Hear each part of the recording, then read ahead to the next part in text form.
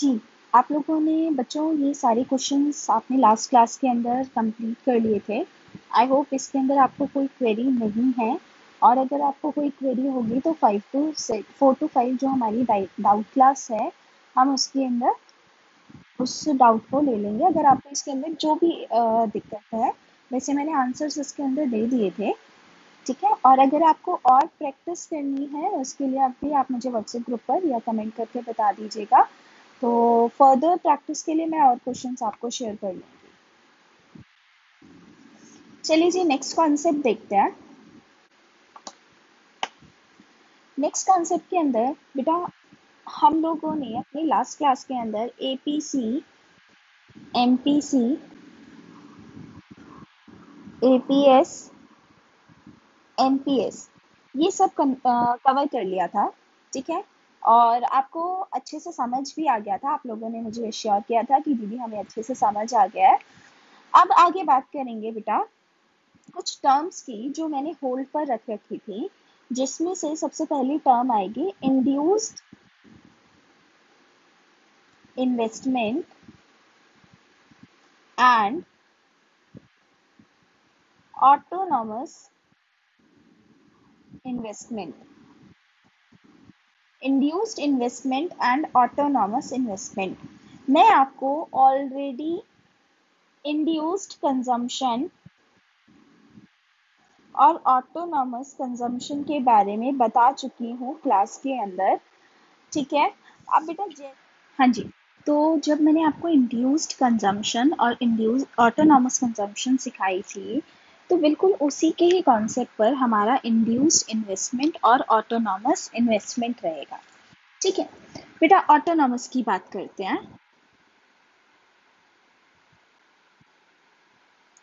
Autonomous investment, देखिए इसका नाम जैसे बोल रहा है, ऐसी इन्वेस्टमेंट जो ऑटोनॉमस है यानी अपने आप होती है, यानी ये किस पर डिपेंड नहीं है बेटा, ये इनकम पर डिपेंड नहीं है।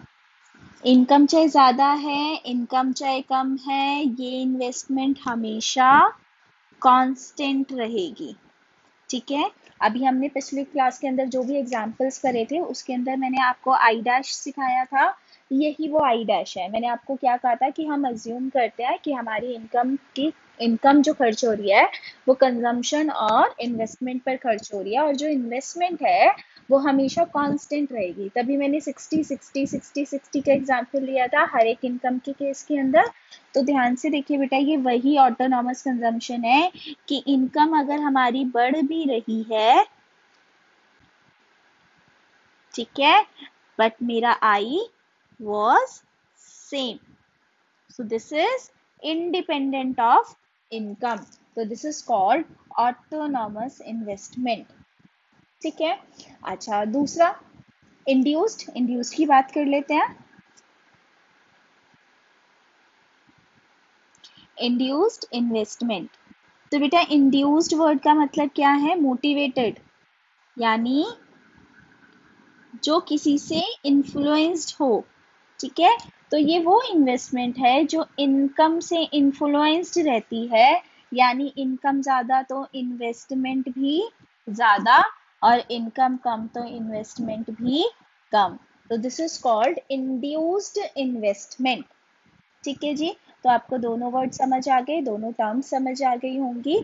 कोई डाउट होगा तो आप मुझसे पूछ सकते हैं कमेंट में भी, और आप मुझे व्हाट्सएप भी कर सकते हैं, ठीक है। अब बात आती है बेटा मेरे नेक्स्ट कॉन्सेप्ट की।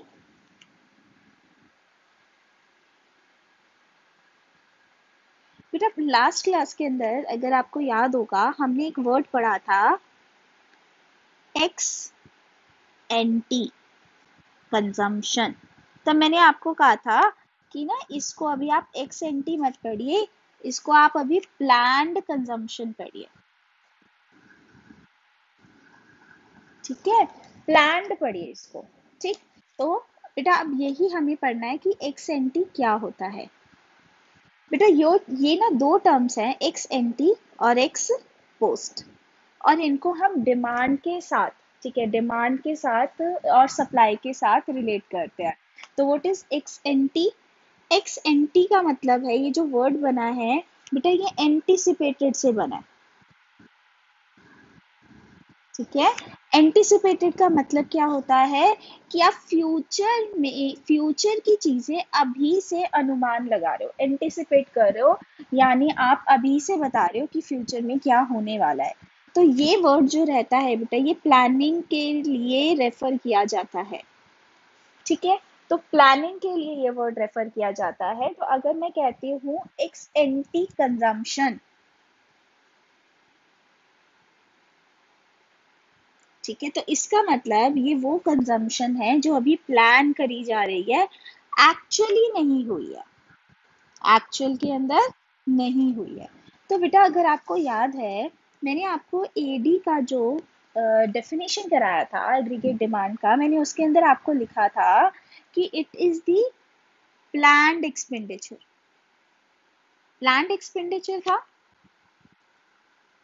तो ये क्या हो गया बेटा, ये प्लान्ड एक्सपेंडिचर का मतलब क्या हो गया, दिस इज एक्स एंटी, जो पहले ही आप प्लान कर कर चल रहे हो, अभी एक्चुअल नहीं हुआ है, ठीक है। ऐसे ही दूसरा वर्ड आता है एक्सपोस्ट। एक्सपोस्ट का मतलब जो हो चुका है, जो हमारा खर्चा हो चुका है, ठीक है। पोस्ट, पोस्ट का मतलब आपको पता है बाद में। तो ये दूसरा वर्ड आता है एक्सपोस्ट कंजम्पशन। एक्सपोस्ट का मतलब वो कंजम्पशन जो हमने एक्चुअल के अंदर कर दी है, ठीक है। ये प्लान्ड नहीं है। आप क्या करते हो, मान लीजिए अभी क्या चल रहा है, मई चल रहा है, आपने मई की 1 तारीख को प्लानिंग बनाया, प्लान करा कि नहीं इस वाले महीने में हम 2,000 रुपये, 20,000 रुपये खर्चा करेंगे, ठीक है। तो this is your x anti consumption जो आप प्लान कर रहे हो। और जब मई पूरा चला गया, तब आपने देखा कि हमारा जो खर्चा हुआ है दैट इज 25,000, एक्चुअल खर्चा यानी हो चुका। हाँ जी, तो ये क्या हो गया, एक्स पोस्ट कंजम्पशन। अब ये दोनों वर्ड आप किसी के साथ भी जोड़ लीजिए। अगर एक्स एंटी कंजम्पशन की बात कर रही हूँ, ठीक है, तो वो क्या होगा, प्लान्ड कंजम्पशन। अगर मैं एक्स पोस्ट कंजम्पशन की बात कर रही हूँ, तो वो क्या हो गया, एक्चुअल कंजम्पशन, क्योंकि वो बाद की है। ऐसे बेटा अगर मैं बात करती हूँ एक्स एंटी इन्वेस्टमेंट, तो it means this is planned investment. और अगर मैं बात करती हूँ एक्सपोस्ट इन्वेस्टमेंट, तो फिर मैं किसकी बात करूंगी, एक्चुअल इन्वेस्टमेंट की।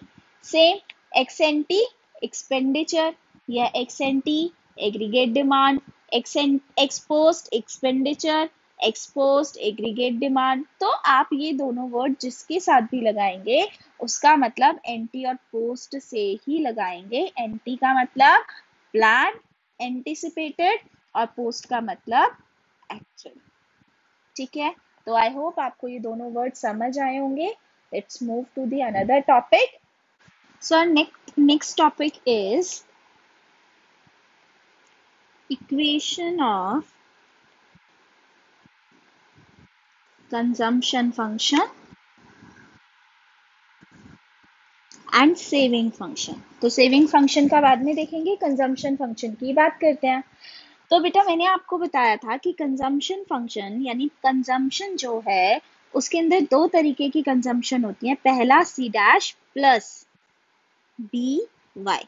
आप पहली बार ये इक्वेशन देख रहे हैं, एक बार देख लेते हैं इस इक्वेशन में क्या है। बेटा ये टोटल कंजम्पशन, हमें क्या निकालनी है, टोटल कंजम्पशन, ठीक है, ठीक है जी। तो टोटल कंजम्पशन के पार्ट्स क्या हैं, सबसे पहला कांस्टेंट वाली कंजम्पशन, याद है ऑटोनॉमस कंजम्पशन, जो हमारी कांस्टेंट रहती है कि इनकम चाहे बढ़े या घटे, हमारा ये सी कंजम्पशन कांस्टेंट रहेगा, ठीक है जी। तो ये तो है ही है। अच्छा, बाकी की जो हमारी कंजम्पशन बढ़ती या घटती है जिसको हम क्या बोलते हैं, इंड्यूस्ड कंजम्पशन, वो किस पर डिपेंड करती है, इनकम पर करती है। मैंने आपको पहले भी बताया था कि जो हमारी इनकम बढ़ेगी और उसकी वजह से कंजम्पशन बढ़ेगा, तो वो जो कंजम्पशन बढ़ेगा बेटा वो इंड्यूस्ड कंजम्पशन है। तो इट मीन्स हमारी कंजम्पशन के दो पार्ट्स हो गए, पहला ऑटोनॉमस और दूसरा इंड्यूस्ड। अब बच्चा इंड्यूस्ड को इन्होंने बी और वाई से डिनोट किया है। नाउ व्हाट इज बी, देख लेते हैं बी क्या है। बेटा बी इज एमपीसी, एमपीसी, ठीक है, and Y is income. MPC आपको पता है ना, what is this, marginal propensity to consume, जिसका फॉर्मूला था डेल्टा सी अपॉन में डेल्टा वाई, ठीक है।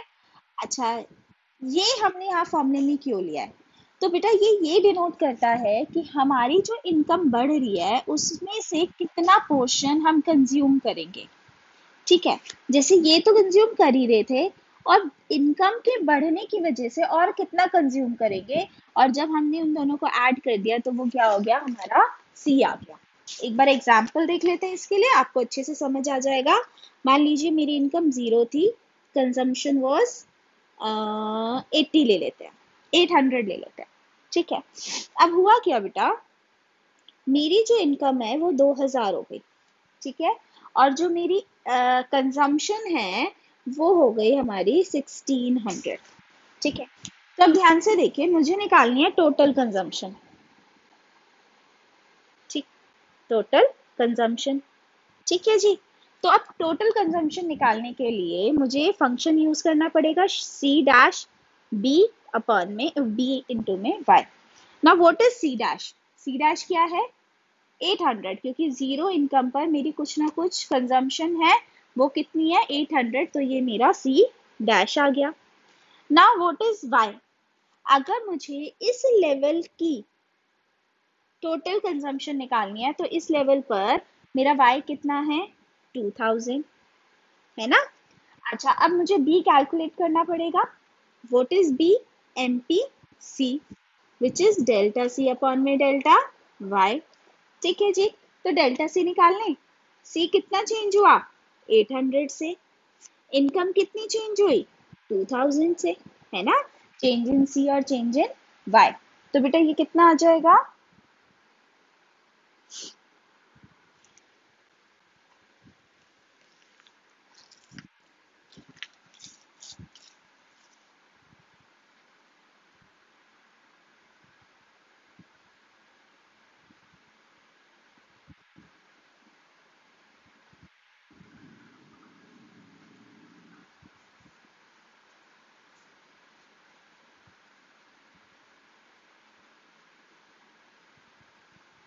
जी ये आएगा हमारा 0.4, ठीक है। तो हम 0.4 यहाँ पर लिख लेते हैं। देखिए क्या हमारी इनकम क्या हमारा कंजम्पशन इतना आता है, तो 800 प्लस इन दोनों को इंटू कर दीजिए बेटा 800 विच इज इक्वल टू 1600। देखिए 1600 ही है, इस लेवल पर कंजम्पशन 1600 ही है, तो यहाँ पर भी 1600 आई। तो इस तरीके से हम अपने अलग अलग इनकम के लेवल पर कितना कितना कंजम्पशन है हम वो कैलकुलेट कर सकते हैं बाय दिस मेथड, ठीक है, बाय दिस इक्वेशन। एंड ये इक्वेशन बहुत इंपॉर्टेंट है, अभी हम इसके क्वेश्चंस करेंगे तो आपको काम आएंगे, ठीक है। तो आप जल्दी से इस इक्वेशन को याद कर लीजिए, फिर मैं इतने आपके लिए क्वेश्चन ढूंढ लेती हूँ, वो क्वेश्चन निकालेंगे।